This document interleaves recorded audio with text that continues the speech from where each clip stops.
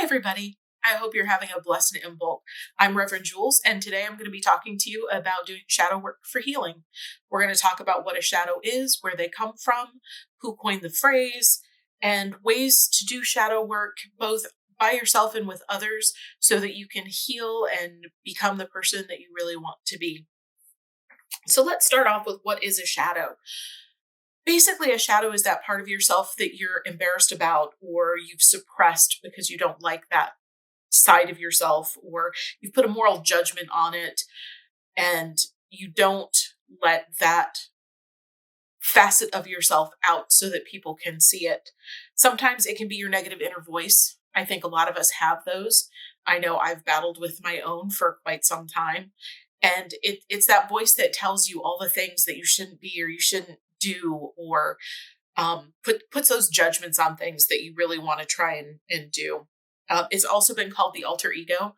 So if you've ever watched a show that has a character with an alter ego, like Jekyll and Hyde, you've got this, wonderful person that is fantastic, and then you've got this monstrous demon type person. Now, I'm not saying anybody has a monstrous demon inside them, not at all. But we do have those parts of ourselves that we just don't want to recognize, and we push down and kind of ignore and push them, to the back of our minds. So where does the shadow come from? It was first coined by Carl Jung in the early 1900s and since been taken up and become a buzzword of late with a lot of different aspects to it. So when we're looking at shadows, common shadows that people might have is repressed sexuality. Maybe it's not from your childhood or something like that. It could be, society, but sometimes we push down things that we like or things that we might want to try because society's told us, nope, don't do that. That's morally reprehensible or wrong or whatever. And there's a judgment put on it. I find a lot of people in the pagan faiths have a shadow around their faith because, let's face it, we aren't a major religion in the US or around the world. And we have a lot of people that speak to us through media and social media that tell us that what we're doing is wrong. So we hide that. Some people maintain their broom closet and they keep it very neat so that they can be in it all the time. And that's a shadow, being in a broom closet because you can't express yourself, can't express your faith. It's also ideas that we put down. Maybe it's something about ourselves that we don't like, or parts of yourself that you disown and you just put yourself aside from them. Like, that is not part of me. That's not something that I'm going to deal with. It doesn't exist. And you just kind of ignore, put your blinders on and make it like it doesn't even exist, but it's there and it causes you grief as you go through life. And that kind of rolls into what shadows do. They keep us back from being our true selves. They keep us in a cycle of hate or anger or repression or negativity. And it comes out in our relationships. It comes out in what we do every day. And it comes out in how we talk to ourselves and about ourselves. So in essence, accepting your shadows and working with them assists you in becoming the real person that you want to be. And it gives you healthy ways to express yourself and who you really are. So you might ask yourself, okay, so how do I find these shadows? If they're shadows and I'm ignoring them and I'm disassociating myself with them or disowning them, how do I find them? How do I know what my shadows really, truly are? Well, there's some pretty easy ways to do it. You might not want to. They're uncomfortable. Working with your shadows is an exercise in being uncomfortable and realizing that being uncomfortable is okay. So note things that trigger you. When you're out in public, you're out shopping, you see someone do something and it makes you super angry or makes you judge them for what they're doing. Look at how that reflects back on you. How do you relate to that? Is it an unfounded anger? Is it somebody picked something up and licked it and put it back? Okay, that's a pretty good anger to have. But if it's something that reflects back on you, maybe it's, I don't like the way that person laughs because it's annoying. And you realize, that's because that's the way I laugh. And it annoys me when I laugh that way. It's seeing yourself reflected in others. But when you see yourself in that reflection, you're talking negatively about it. You're passing judgments on it, and you're looking down on maybe not the person, but on their action. And that can be hard to confess to yourself that I'm angry with this person because they're doing this, and that's the way I do it too. So realizing when you have those situations and when you go through those situations, what your reaction is so that you can kind of tear it apart and look at all its facets and figure out what's going on there. So I'm going to put this out there right now. I am not a therapist. I've taken a lot of psychology classes, but I am not a therapist. And all of this information that I have and the way I do my own shadow work is through research and just doing the work. You'll hear me say that a lot. Just do the work. Just do your shadow work. That's kind of a mantra I have. So ways to do shadow work. There's as many ways to do shadow work as there are people. The way that you process your shadow work has to be in a way that it connects with you and that you can process it safely and in a way that leads to healthier outlooks on things. So number one way, therapy. You can find a therapist, make sure that they're a licensed therapist and that they're a therapist that's going to work for you. Being pagan, I have a couple of things that I look for when I'm looking for a therapist for me or for someone else. And these aren't all inclusive. They don't always work.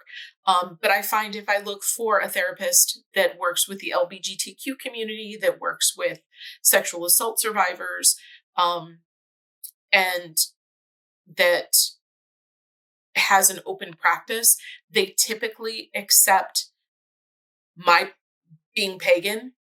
And I'll tell you a little story. I know of someone who went to therapy and they went to a highly recommended therapist who, within the first 10 minutes, told them that the only thing they needed was to find Jesus, and that was going to solve all their problems because they saw them wearing a pentacle.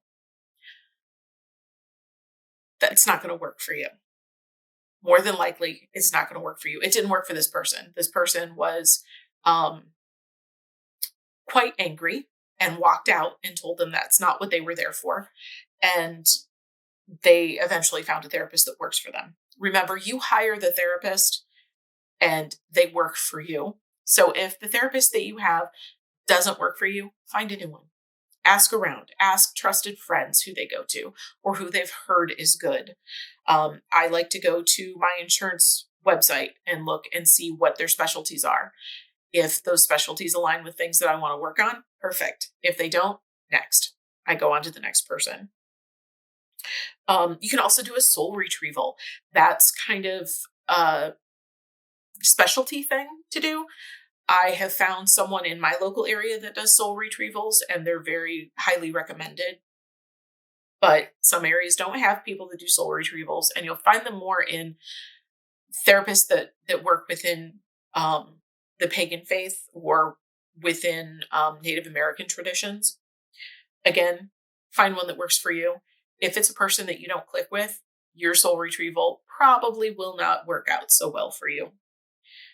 So ask around for those referrals. And for those that don't know what a soul retrieval is, in my experience, and just speaking from my experience, I had a shaman friend that would go out for people and find all these little pieces that we leave of ourselves when something tragic happens or when something traumatic happens.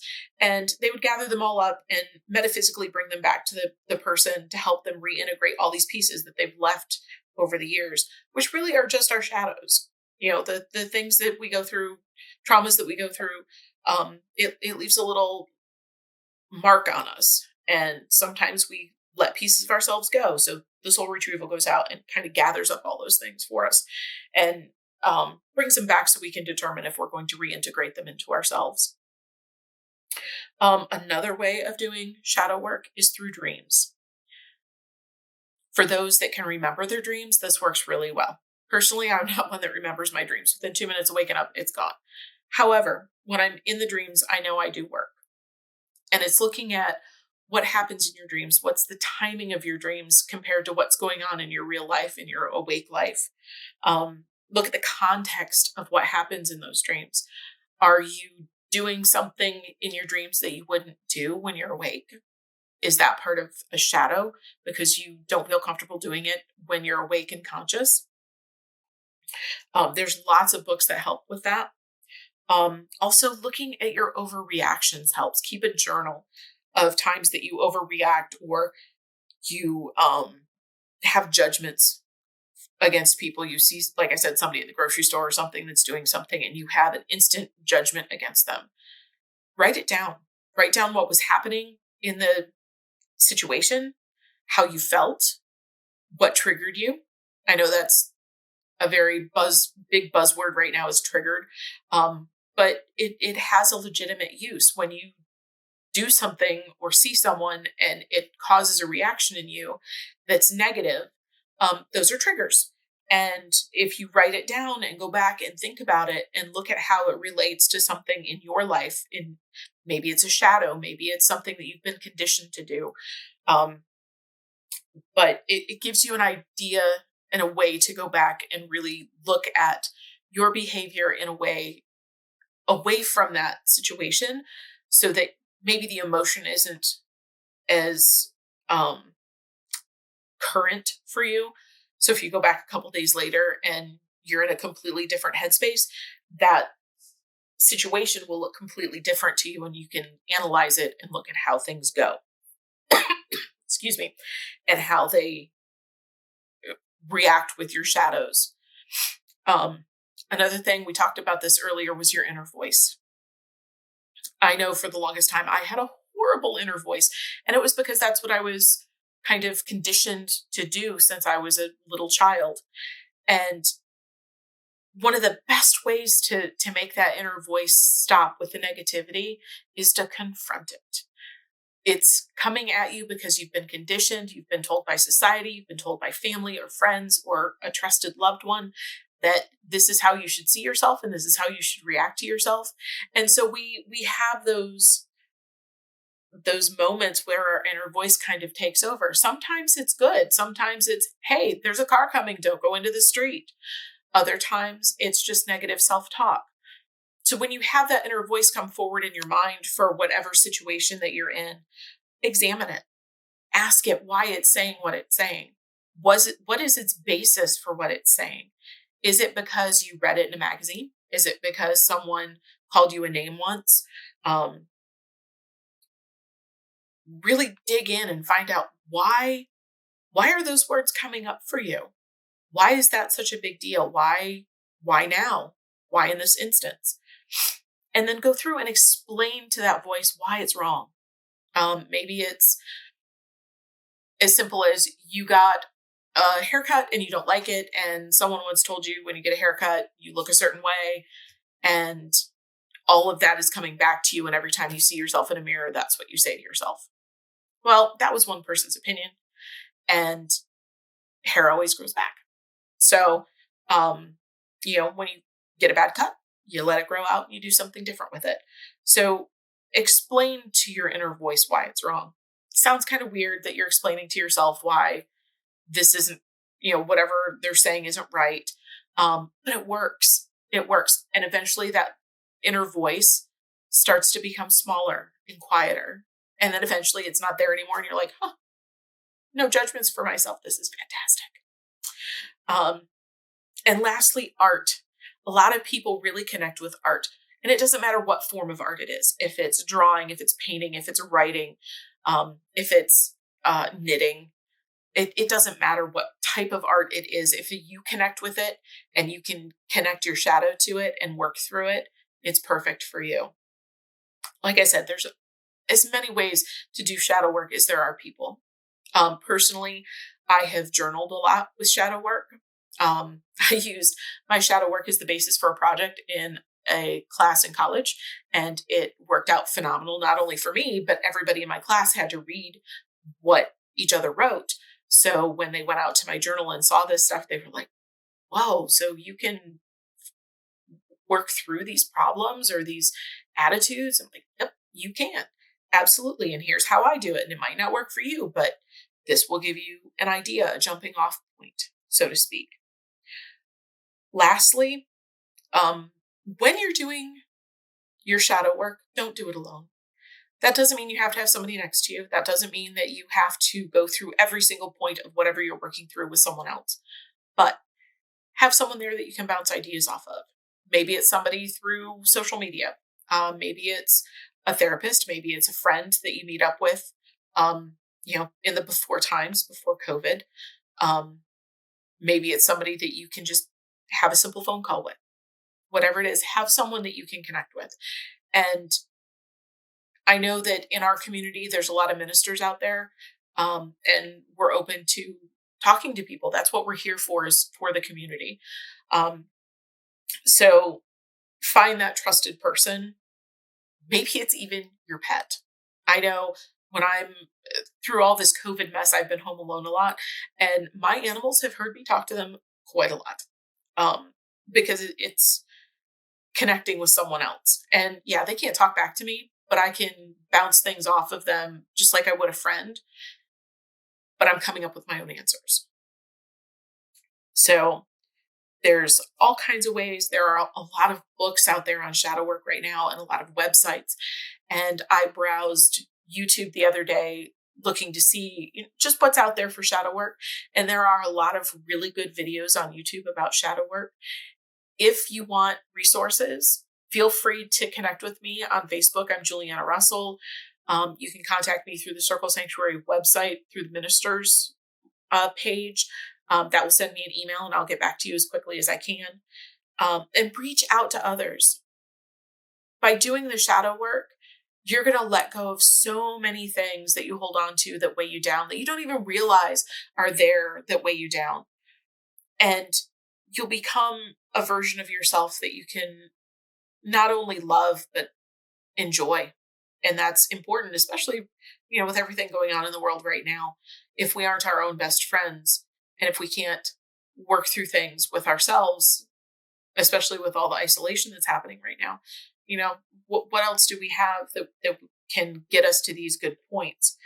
So confront your shadows, shine a light on them, help them reintegrate into yourself, and find ways that you're not constantly down on yourself or berating yourself or berating others because of how you feel about yourself or the shadows that you hold. And if you have any questions, reach out to me. And I hope everybody has a very blessed Imbolc, and that you find healing and compassion and just love. Blessings. Meadows. Written by Marin King and inspired by the prairie at Circle Sanctuary. Cold are the days 'neath a weak winter sun, colder the nights 'neath the moon. Warm are the dreams of those sleeping 'neath snow, warmer the days yet to come. Flowers and grass lie beneath frosty quilts, dream of new days in the sun. Seeds and old roots, intertwined in a loam, await mother's call and hum. Burrowed deep down, neath last season's old growth, creepies and crawlies do lie, while up above, nestled warm in old nests, sleep denizens of the sky. Each passing night brings another new dawn, each day longer than the last. Spring soon is here, time for dreaming near done, time to let go of the past. Mother, she calls, and all souls must answer, breaking forth with life anew. Snow melt and warmth get the old rhythms moving, and meadow awakens once more. New grass and flowers dance in the spring breezes, butterflies and bees abound. Yips and howls tell of early spring romance, and the wheel turns round and round.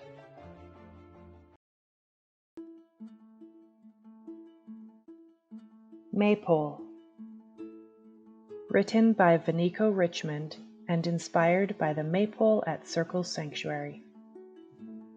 Standing proud and y'all, loved by many, adored by all, many shades of the rainbow, with many stories of love and unity to show. End of the year comes, the darkness and harvest, in light we work our hardest and best.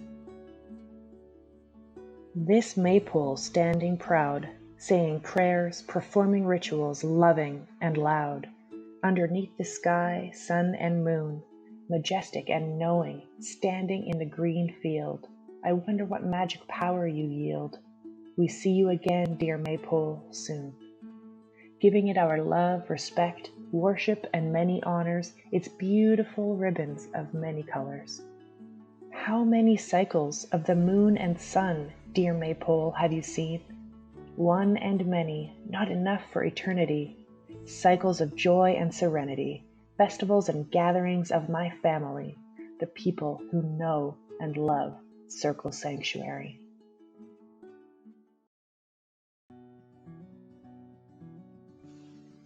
The Path.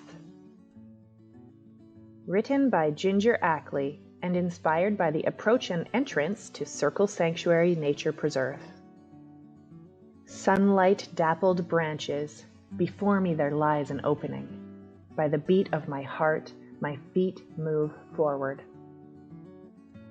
Yes, my feet to the path, heart drawn, spirit called, bird song heralded. With each step, I am closer, closer to home, to the place of my dreams where I always have belonged. I hear the voices calling just around the bend. My name? My name. I am coming home.